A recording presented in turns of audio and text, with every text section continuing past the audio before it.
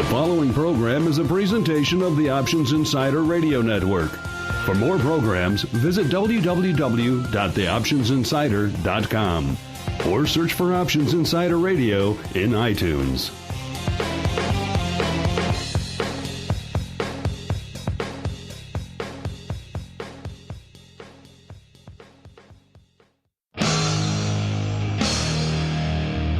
And now, it's time for the show that breaks down the options market. From unusual activity alerts to market updates and trading strategies. If it involves puts and calls, then our all-star panel will break it down. It's time to hit the Option Block. With your host, Mark Longo from theoptionsinsider.com and co-hosts Mike Tusaw from KnowYourOptionsInc.com and Mark Sebastian from OptionPit.com. The Option Block is brought to you by Options Express. Don't spend time worrying about your broker. At Options Express, security, stability, and account protection are the most important responsibilities to our customers. Secure account access, enhanced financial protection, entrusted with over $7 billion in customer assets, established financial stability. Options Express lets you trade with confidence. Stocks, options, and futures, all in one account. Trade with a specialist. Visit optionsexpress.com/OXradio to open your free account. Options Express is a member of FINRA, SIPC, and NFA.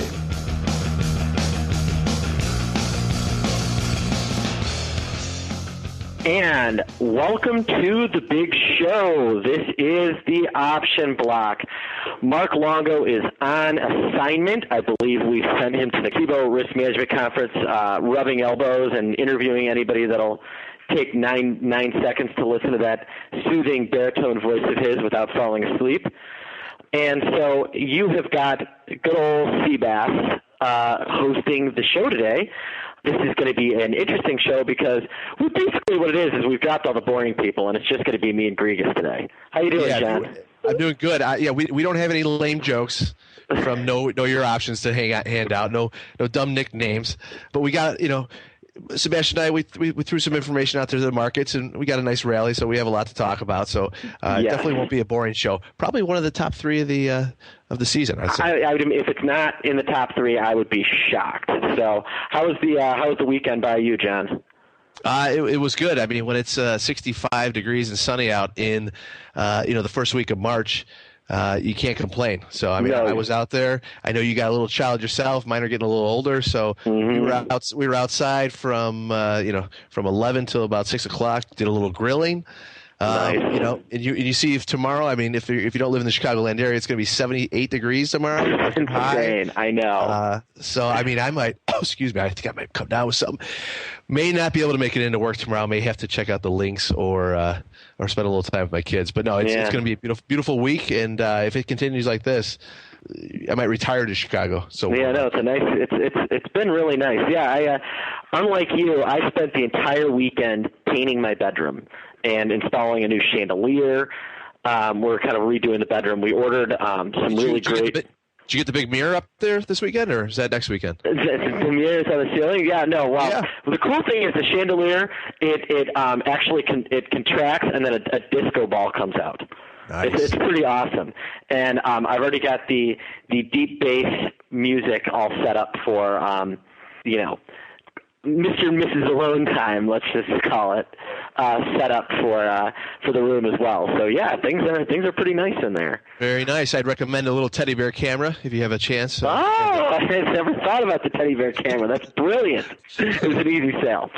But enough with the tomfoolery and shenanigans. Let's move on to the trading block. The trading block.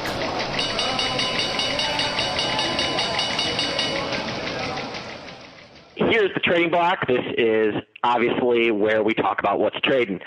And how about this rally today, John? It was awesome. I mean, there was some excitement on the desk that we haven't seen in months. I mean, if you look past 5 months, we've had, the Dow's up 27. We're down 15. We're up 65. Dow was almost down 100 points today. It was nice to have The phones were rocking. People were trading. People were buying Apple calls all morning long and selling them at the end of the day. And people were making money, and the atmosphere on the desk was awesome. It was great to see. In fact, looking things over, I think this is the biggest move of the year so far. I'm double checking that we didn't have one day. Nope, this is hands down the largest move of the year so far. So that's just to put things in perspective. 25 points, and there was a lot of things driving things, but this huge up move, I didn't really see where it came from. I mean, I didn't see a bit of specific news other than a big upgrade on it that would cause us to charge up 25 handles. I think, was it just kind of the short gamma squeeze on the guys that are short calls finally kind of kicked in and everybody got stopped out? I mean, was there a good reason for this big rally today, John?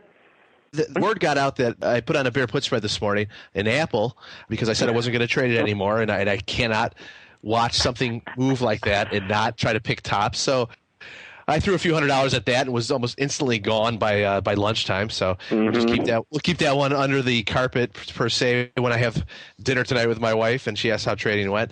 The Fed announcement, usually in these days we suspect that we're going to have a quiet sideways trading until the Fed comes out.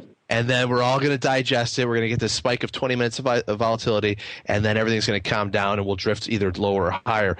It was a little, we had a nice little move up in the morning. Fed came out, spike lower, and then we were saying, it was good because we didn't sell off. They didn't really say, monetary easing. But then I think you said there was an Apple upgrade, which I missed, but there was also the JP Morgan announced that they were going to increase their dividend. And that really, if you look at XLE, financial sector ETF, it really took off.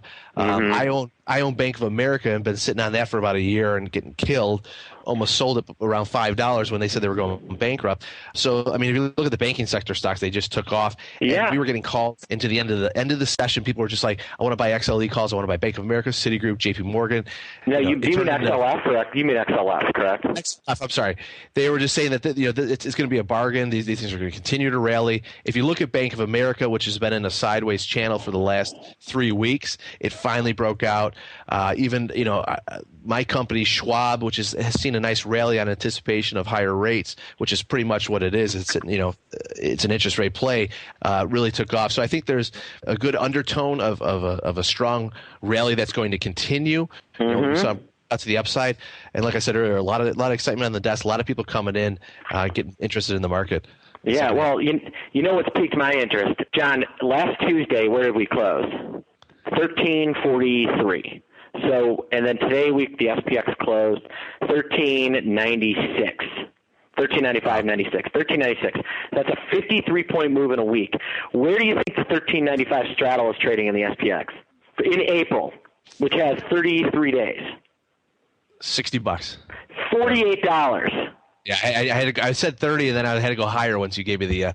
Look at the VIX. The VIX was trading at 21 6 days ago, and it traded below 14 intraday this morning. Yeah, well, the funny thing is it's trading below 14, but this is the first day where the VIX should be close to 20 that we've had.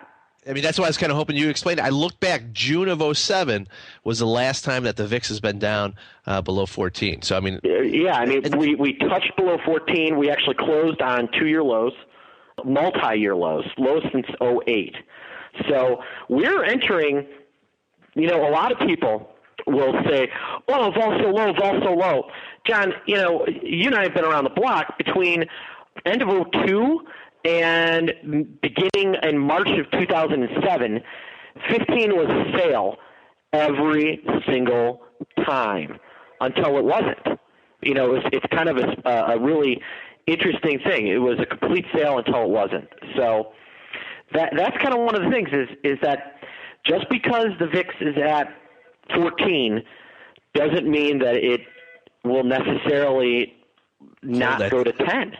Yeah, I mean it's an American psyche where I can see in the rearview mirror for about a year and a half or 2 years. And wow, these levels haven't been seen in since. 09, 08, or like an 07, but coming out of that period, and so it must be support. Well, I mean, that just means it's going probably further lower if you think that.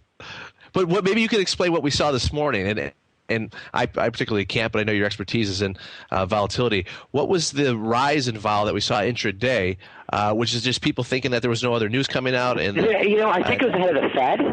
That's where we saw that little rise in vol. I think we saw people come in and buy puts, and the volume's light enough that it's not taking a lot of volume to push around the VIX right now. So we actually, we saw that nice little surge into the Fed announcement, and then just everything come right back out. Pretty spectacular the way the stuff just caved in, and the market just took off like a rocket ship. I'm telling you, if you watch the way the market rallied, the last 5 points was short, 5 to 9 points. Well, not 5 times. Between 5 and 8 points, I think between 16 and 24, somewhere in that range, that final 8 points. Some of that had to be short gamma hedging, because you just saw stop order take off as the market. There's a lot of people that were kind of selling, that were counting on 1390 and now 1400 as a hold. And I'm not sure that we're going to hold 1400. What do you think? I think there's no reason that this rally doesn't continue. I kind of like to see one of these. Like everyone was like, oh, we had that pullback last week, and they're like, is that the top? And I'm like, I mean, look at some of the big rallies that we have. You always have a healthy, not short covering, but I mean, taking of profits. Mm-hmm. People will come in, drive the market down. People are like, oh, this is it. And usually that's, a reason to get back in if you haven't participated in it. And now that we've seen a move to the upside, it just opens the door. Now, maybe we don't go up 200-300 points tomorrow, or we do a little consolidation, but I mean, this just opens the door for more upside room. I mean, we don't want to get too far ahead of ourselves, but there's no reason we can't return to those those late 06, 07 levels. And we're not even that far away. I don't know where 6,000 points happened, but I guess it was right in front of my eyes while I was sitting here, watching the biggest rally ever of all time. I mean, it's funny. I have this little reporter sentiment index, and when reporters hate the market, I get really, really bullish. They're still willing. Nobody's cheerleading the market yet. So once we get to market cheerleading, then I'm going to know that it's time to start taking off those positions. But I don't see why 14,000 is a stop. NASDAQ above 3,000, Dow above 3,100, 13,100. Do I think that we're going to stay here forever? No. I mean, I do think that maybe we'll test 13 something or other. But I said kind of at the end of last year, I was thinking S&P 1,500. Getting a similar bounce. When we bounced off of the 09 lows, we rallied about 500 points before we had any breather. And I think that we're setting up for kind of a similar thing. We had our kind of September lows of 1068. I think that we could get to 1,500 before we really start running into some problems. And what does that mean? Does that mean the VIX is going to stay below 15? No. The VIX can rally, and the market can rally. Take a look at the relationship of the SPX and the VIX between 1998 and 2000 and kind of early 2000. Vol rallied and the market rallied at the same time. That was the tech bubble. And I'm not saying that we're running a bubble, but if we get big rallies like this, expect the VIX to start rallying again. One thing I'll comment is that, the SPX does exist on a skew curve. And so the VIX down 0.84 and the SPX up to 25 handles isn't a huge vol sell-off, and is actually probably net vol going up a touch, at least, strike to strike. But in terms of at the money, I mean, you can't argue with a 15 VIX. That's kind of my general thoughts. So, and what's going on in the energy side? We saw crude take off. We saw gold sell off a little bit. What were you seeing, John? A lot of people watching the dollar index, which in this kind of environment with the equities rallying, usually see the dollar, slightly sell off. And the dollar has actually been strong. I was watching it intraday today, and whatever the Fed said, I didn't get a chance to go through their comments, but really took the dollar tumbling, and then it rallied just back with the market. So, what you were saying with the VIX going hand in hand with the rally of the general markets, you really don't see that in the dollar index, but you're kind of seeing that now too. So we're seeing like a strong dollar, strong market. And usually a strong dollar would push the energies down. You can see they were pretty much flat. So I think if we see the dollar continue to rally, that you're going to see those the oil slightly come in. We were also looking at the June 10-year note, which you're starting to hear people call a top in there. The Fed has hinted that they're going to start raising rates in 2014. I got to imagine if this trend continues, they're going to be doing that at the beginning of 2013. I mean, they're going to have to. Yeah. This low rate environment. Yeah, if you look at the 10-year note, finished on its low today. It kind of came back when the Fed talked as well. The 10-year notes are inverse of the equity markets, but if you look at a chart on the June, it hasn't been around that long, only since the end of December, where there's been actual liquidity and volume in there. But I mean, that thing looks like it's about to break down to the downside. So if you haven't refinanced your house yet, you better get on it, because those low rates look like they're about to start rising. Yeah, I mean, I don't think that we're going to see a 10%, a 10 or 15% rate, but in my opinion, I actually think it's good to see rates start to rise. I think that will get renters to stop trying to rent. There's been one of my big arguments on rentals and on these low rates is that there's been zero precipice to start going out and buying housing, because rates are going to be in the floor forever. And if that's the perception, then no one's going to rush out to buy a house. As you watch what happens here. As rates start to tick up, we're going to see an uptick in housing permits or housing sales. I mean, the two will go almost hand in hand. I think it'll be really interesting to watch. Yeah, I mean, people, not only want to buy a house, but they want to buy it at the bottom. So they need an indicator to kind of push them and say, oh, hey, rates are starting to go back up. I could have got 3 3/4. Now it's at 4 1/8. I better get going. I mean, we had a guy refinance today, and he was at the place, and it was over 4%. And I go, I think all rates are below 4%. And he's like, oh, not anymore. He goes, like, that was a week and a half ago. So, I mean, they are starting to move higher. We've seen that before, and they've gone lower, but we've never seen the stock market at this level with the rates starting to rise. And I think that's an indicator. So, and they did, like I said, a month and a half ago, they had that big mortgage settlement. So it might be at the bottom. Who knows? Yeah, who knows? I know they've got inventory to settle up, but some places are starting to see kind of the first signs of rally. I do think that we're in a spot where, at least some of the city properties have got to start going up here, just based on downtown demand, and especially if we start pushing some young people in to buy condominiums, which my lips to God's ears starts happening so I can get out of mine. I got a friend who bought his house in 2005 for $450,000, and I think he walked away from it. And they had it appraised at like $200,000, and it's at like 550 North Dearborn, like right in the heart of the city. So, yeah, they have definitely lost quite some value.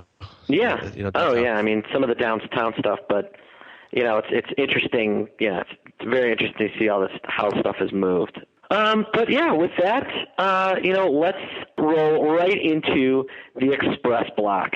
The Xpress Block, brought to you by Options Express. Options Express lets you trade where and when you want for every level of trading. From advanced charting, free daily trading ideas, and free educational resources, Options Express is the online broker for all traders.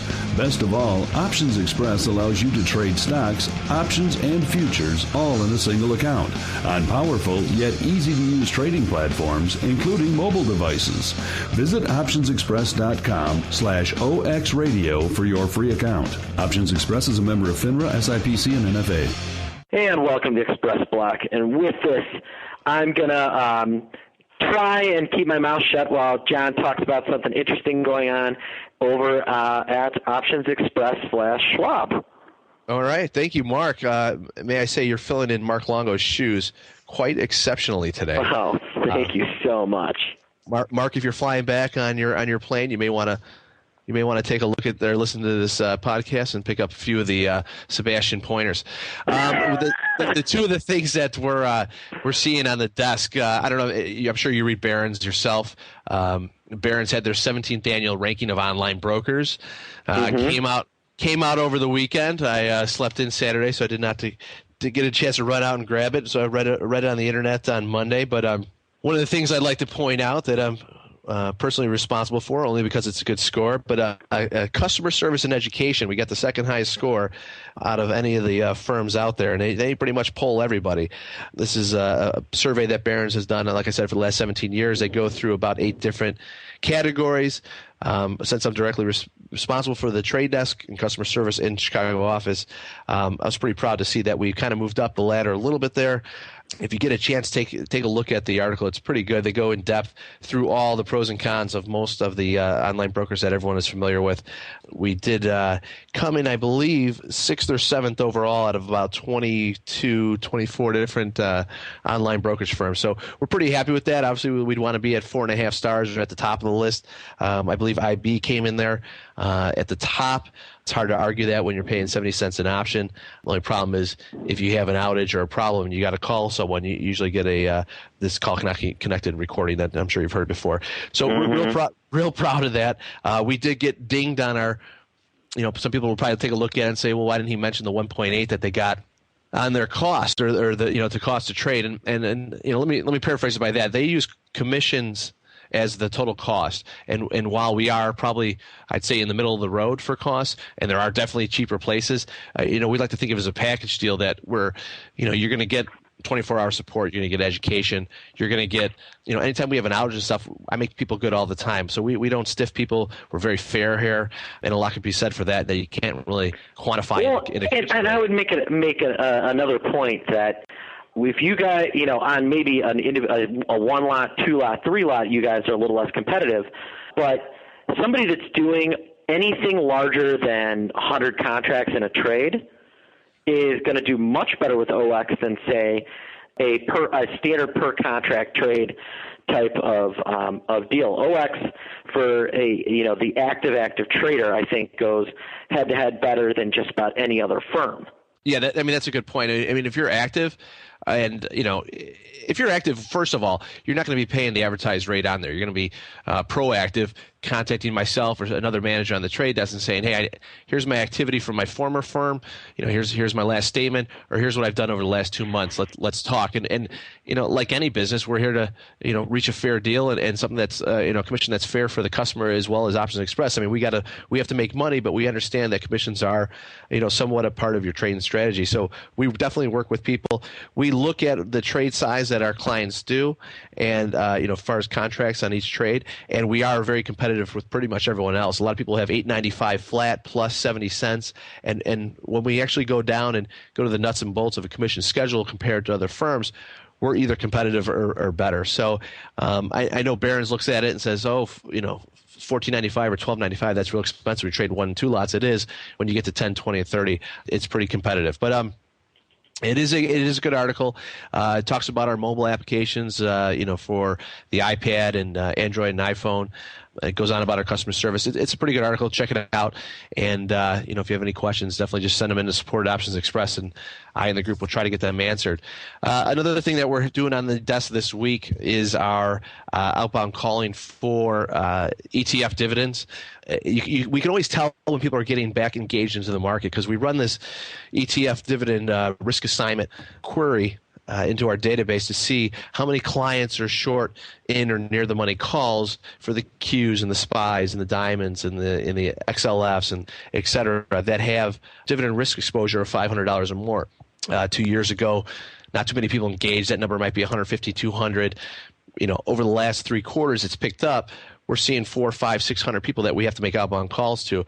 So we're contacting these people, and I've gone through this every quarter for the last year. But if you have in the money short calls positions on, say, something like the SPY, and you're going into expiration saying, oh, I'm in between my strikes, or I just have these naked calls and I'll close them on Friday, you have dividend risk because you could be assigned on Thursday and be liable for that dividend. So we try to give people a heads up. Most of these traders are savvy enough to realize that, or they have an LTA or a full service broker or advisor that's advising them on what to do. But there's about a dozen of them out there. They have no idea. We spend about a half hour on the phone educating them, makes them a better trader, and then they don't wake up Friday morning with an email from us saying they've been assigned and we're holding aside $7,000 because they have to pay that dividend. So it's something I always like to get the word out about, like to make people aware of. If you have $500 or less in assignment risk, you won't be hearing from us. You will get an email, but just realize that does happen the Friday of every expiration on every quarter. So that's March, June, SEP, and DEES. It's something to watch out for. Not one of those things you really find out about until it's really too late. That's no one likes that type of surprise. Yeah, and just for people to know, John, I'm sure you know this. What's the easiest way to tell whether your short call is an exercise risk? I'd say if the time premium is less than the dividend amount. Yeah, if the time premium, take a look at the put, because the put will be all time premium, right? So if the put is worth less than the dividend, you've got a good shot of being assigned. So that's the shortcut. That's what John was saying. That's what that's the simplest way to look at. The time premium is less than the dividend. So if the put is less than the dividend, you are very likely to be assigned. And if you're not, you're lucky. And the other thing you'll see too is we'll get these people that want to sell a 2-point call spread in the SPY in the money for $2.40. I'd say the dividend is going to be 65 cents. It's usually somewhere around that level. But they'll be like, oh, this is free money. I'm going to sell this thing for $2.60. I don't have the SPY numbers off my head, but say it's 65 cents. They'll say, hey, I'll sell it for $2.40, and I'll collect I want to do it 180 times. They'll go all in, not realizing that they're going to sell it for a 20-cent debit, and instantly lose, get assigned the next day, and be liable for that dividend, and lose on the trade, lose the $2 plus the dividend. So watch out for those NBBO quotes that are lining up for more than the difference in the strike prices. We see that every once in a while, and usually we'll have a new broker that'll override it and not realize it, and then come Monday morning or Friday morning, we'll have a nice talk about what not to do next time. But you ever seen those, Mark? Yes. Yeah, I mean, I'm sure you had some new trading. I had some guy call me that did the box trade in Verizon and lost like $1 million. It was ridiculous. It's like they didn't tell me that it could be or dividend risk. Yeah, I mean, anytime we see that box trade, I mean, anytime you think you see a trade that is is a winner with no risk. I mean, realize there's almost always risk. Yeah. And we had a guy trying to do a ratio spread on UNG because they just had a reverse split, one for 4, and he was trying to do a 25 by 100. And you, Mark, you probably get this too. I found something. I'm going to go all in on my account. I mean, you said the guy lost $1 million, which is probably that's a lot of money for anybody. So, one, they don't call anybody else because they don't want their secret to get out, and 2, they go all in because they got to make as much money. I mean, you want to vet these things out with as many people as you can because most likely you're not seeing it, and the first guy you call is probably just going to agree with you because it's your buddy or something. But call like somebody who's objective and has seen this before and has an eye on it and can kind of steer you in the right direction. We had a guy trying to do a UNG ratio spread with a non-standard option, not realizing that he was going to get 25 shares for each one. Oh, gosh. It's horrible. So unbelievable. Yeah, so I mean, it's expiration week. We had this awesome rally today. I got a feeling Wednesday, Thursday, and Friday are going to be very busy. You're going to see that VIX moving around. Mm-hmm. We got the dividends coming up. Well, there's a lot going on. The trade desk is going to be pumping. So, I mean, if you haven't checked into your account, see what you have in there because this rally could have put you out of the money calls, near the money. Yeah, I mean, absolutely. Well, and I'm excited. And let me comment that I'm excited for all the SIBO people to get back from the risk management conference tomorrow, so that they can figure out what's going on with this weird whippy VIX. If you look at the cash index intraday, it goes straight up and straight down. We're going to talk about this in the next segment, which let's close out the OX block and move right into the strategy block.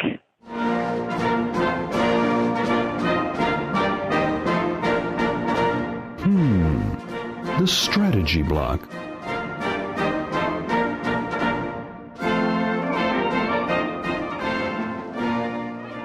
And welcome to the strategy block. Well, today's strategy block is going to be a little different. Instead of Mike Tussauds saying, well, let me tell you a story about a guy who used to thread needles through buttons on his shirt and how that relates to option trading. Instead, what I'm going to do is talk about kind of some of the weird stuff we're seeing in option order flow. And we're going to start with the VIX. Now, over the last couple of days, I have been unable to figure out exactly what is going on with the VIX, but there's a major, when there's more than 30 days left in April, and April is the front month as it is now, and there's more than 60 days left in May, and May is the second month, instead of the VIX being an interpolated number, it becomes an extrapolated number. So the VIX calculation actually extrapolates, so it actually moves the time forward to try and place things where they belong. And that could be part of what's going on with the VIX. The other thing is, they'll never admit to it, but everybody involved with VIX is down at SIBO Risk Management Conference right now. I'll be interested to see whether the VIX continues to be this whippy tomorrow. Now, finally, volumes are light on options across the board, although I think today we actually saw a nice little pickup. And volumes are pretty light across the board, though, and so I think that we're going to see that, SPX options, maybe the VIX can be pushed around by a few big buyers, although I really never saw any huge SPX buyers today. So that's one kind of interesting thing. Now, next, let's look at Apple. Apple is up another 16 handles. The thing has gone completely parabolic. It is just nuts. It is blowing out every single short. And so I have a theory that part of what's going on with Apple is a short squeeze. Thoughts on that, John? Okay, how do you short a stock that's $600? I mean, I think there are people trying to do it. And so are there market makers buying puts and buying, and hedging themselves with short stock? It's not hard to borrow, but I mean. No, I know that. It's just hard to sell something for $56,000. I know. At 100 shares. I mean, it's incredible. I have to tell you, it's like, I usually say, hey, retail is so enthusiastic about something, it's usually a top, right? I mean, you've heard that. You've seen order flow coming into the pit. Yeah. And when it's just going one way, I mean, you start dipping into your personal account and taking a directional position. But I mean, they've just been right. I mean, I have seen over and over, week and week after week, just people make money buying out of the money calls intraday in the morning. Yeah. You know what this sounds like? You know what this sounds like? Gold, oil. 1999. Yeah, but only for this particular stock. I mean, I know. It's like, instead of the tech bubble, it's the Apple bubble. I was having a discussion with somebody last night about Apple, and what we said was, we know for the next 2 years Apple is going to see huge profit growth.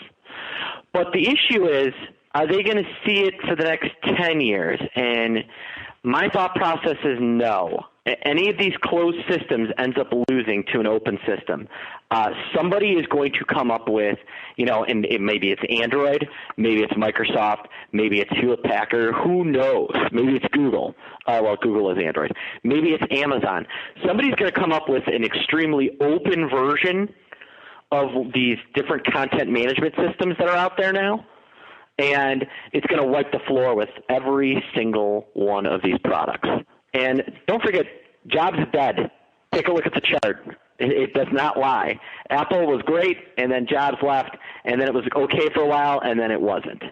I'm sure Tim Cook is a great guy, but I don't know that Apple is going to be the forever whatever. Yeah, I mean, my boss and I were talking. He's about halfway through the autobiography that just came out. And I happened to watch about 3 months ago the 60 Minutes piece that they did with the author of that book. And there were some things about Jobs that you can only find in the characteristics like in an insane asylum, people that are really off the chart.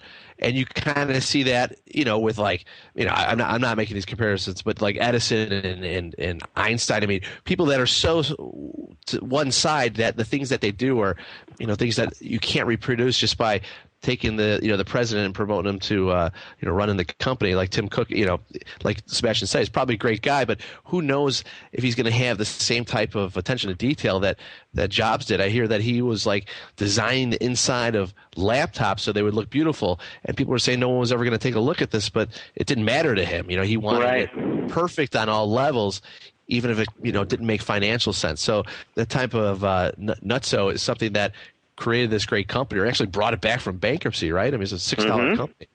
Now it's $600. I mean, it's yeah. I mean, this has been an insane little player. All right, so Apple's Apple. But then we've got the other tech names continue that Amazon, kind of an interesting watch, only up $1.20, but Google rallied $12. Goldman up 7.5. All the banks are rallying like we talked about earlier. So there's a lot of interesting things happening out there. The one thing I'll say is that just because it's a dangerous time to be selling premium, but that also doesn't mean that you shouldn't be selling premium. It just means you have to be prudent and smart about it. So that's kind of the one piece of advice I would give in this strategy block.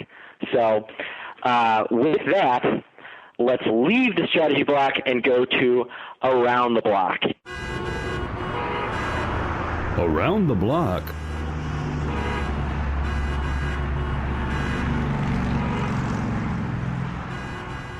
And welcome to Around the Block. This is what John and I think is on the horizon.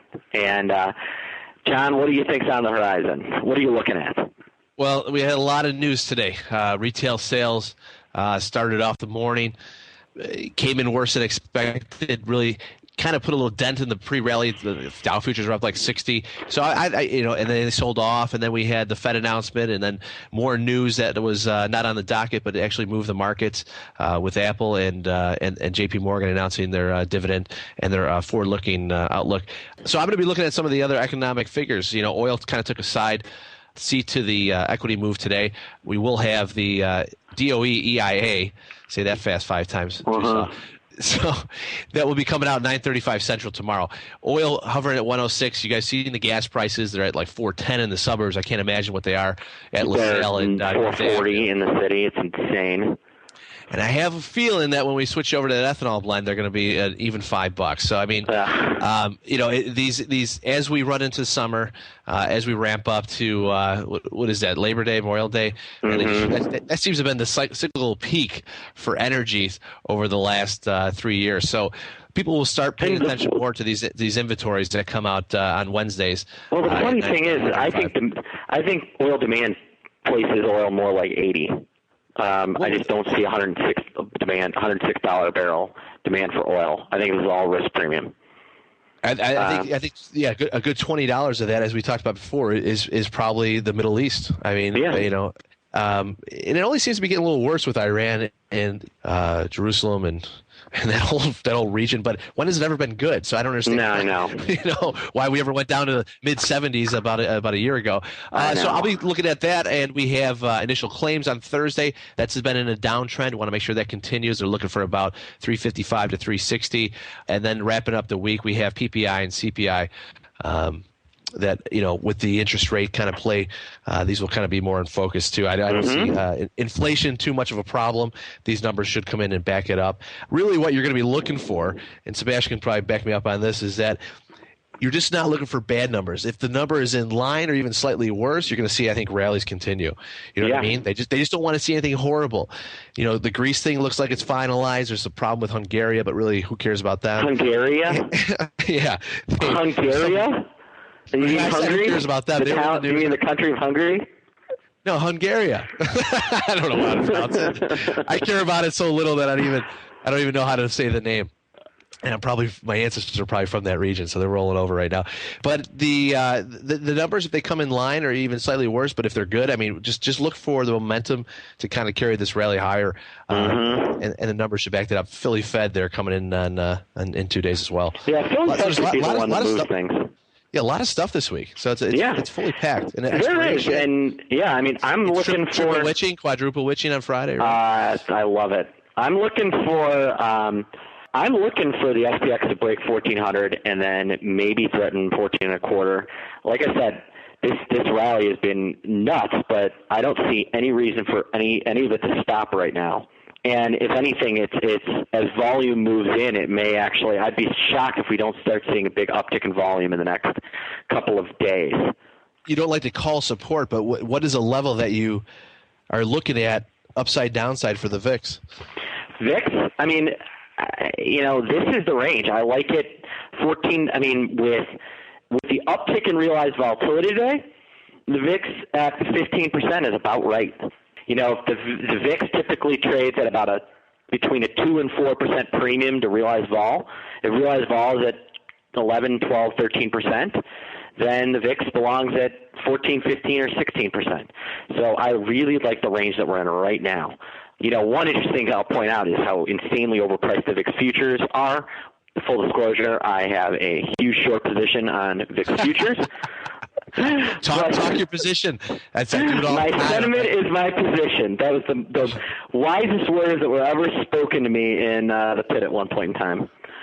But true. Yeah, where VIX futures, April futures are at 21.5. So April futures are trading at a 50% premium, and August futures are trading at a 100% premium. So there is a sale of a sale back there. So it's interesting to see how to set up those types of trades. And with that, John, what's going on in OX land? Well, we have our live event in Phoenix on the 24th, which is a Schwab hub. So I know some of the guys on the trade desk in Phoenix, Arizona will be headed over there. Feel free to punch Joe Cusack in the arm and hit him up for a small-term loan. He is good for it. We also have our new March wish list that has been uploaded to the site. You can also see what we roll out for our previous release, which was 9.1 in January. But if you have a chance, go into the account overview section. On the right-hand side, you will see the wish list center. I know I always push this, but people always complain about, you're not listening to the voice of the customer, and we have made a big push over the last 6 to 9 months to get the voice of the customer listened to and uploaded to the site and give people the opportunity to vote on what changes they want to see on the website. It's a great tool. I know not too many other firms do it, and it really at least gives the impression that we're listening to our customers. And from the bottom of my heart, Sebastian, we are. So I know you are. I know. If you get a chance, go up there. For one, I like the earnings date one, but feel free to pick your own and look for it in a release soon. How about you, Sebastian? What free webinars can I increase my knowledge of VOW? I'm doing one with the SIBO on the 15th. Thursday at noon, which is going to be a year in review of the SPX, which should be a fun one. And then on the 24th, you go to optionpit.com/events. I'm doing an all-day paid event co-sponsored by The Street, the CBOE, and, of course, optionpit.com. And we're going to dig into the SPX, how to trade it. We're going to talk about how to trade SPX, the futures, the spiders. We're going to talk about futures options, spider options, SPX, PM, and AM options. It's going to be a complete study of how to look at the different index options that trade under the S&P 500 name, as well as we'll talk a little bit about VIX and some of those other things that are interrelated with SPX. So with that, John, everybody's going to be jealous of how good this show was and the fact that we got done by 4 o'clock our time. And, sorry, Longo, didn't mean to upstage you. Yeah, I'm afraid all the comments are going to receive are going to be like, I got an idea for the show. Why don't we just pare it down to the Sebastian Grigus show? Grigus. No, that'd be great.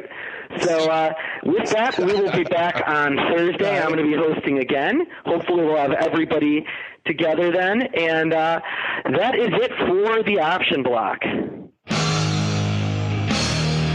Become a part of the Option Block. Just visit www.theoptionsinsider.com/forum to post a question for the hosts. You can also submit questions to twitter.com/optionblock or leave a voicemail at 312-544-9356. Make it interesting and your question just might make it on the air. The Options Block is property of the Options Insider Incorporated. All rights reserved.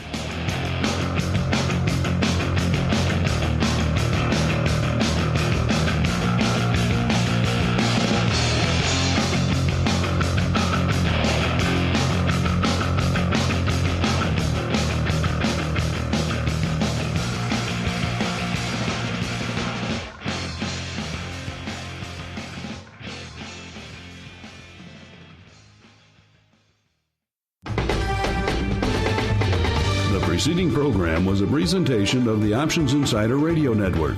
For more programs, visit www.theoptionsinsider.com/radio or search for Options Insider Radio in iTunes.